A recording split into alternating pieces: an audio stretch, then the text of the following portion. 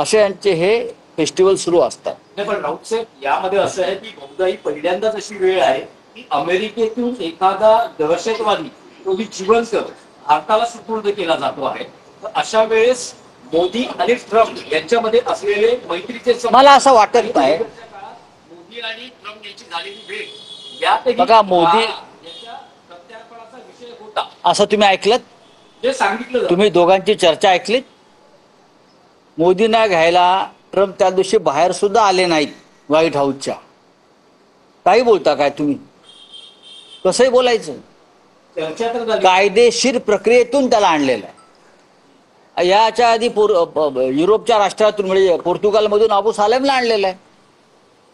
अबू सालेमला 2005 मला वाटतं त्याच दरम्यान आणलेलं आहे. आणला ना, त्यासाठी सुद्धा कायदेशीर आणि न्यायिक प्रक्रिया पार पडावी लागली. नक्कीच हे आपल्या भारत सरकारचं यश. मी भारत सरकार म्हणतो.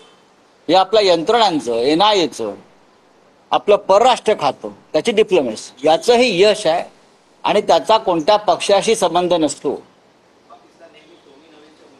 आजही आहे.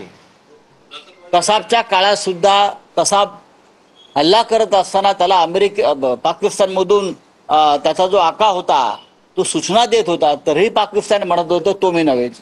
आता तर म्हणणारच, कारण हा जो गृहस्थ आहे हा अमेरिकन नागरिक आहे. खरंच एक आताची भेट अशी आहे, तुम्हाला काही माहिती आहे का? इम्तियाज जलील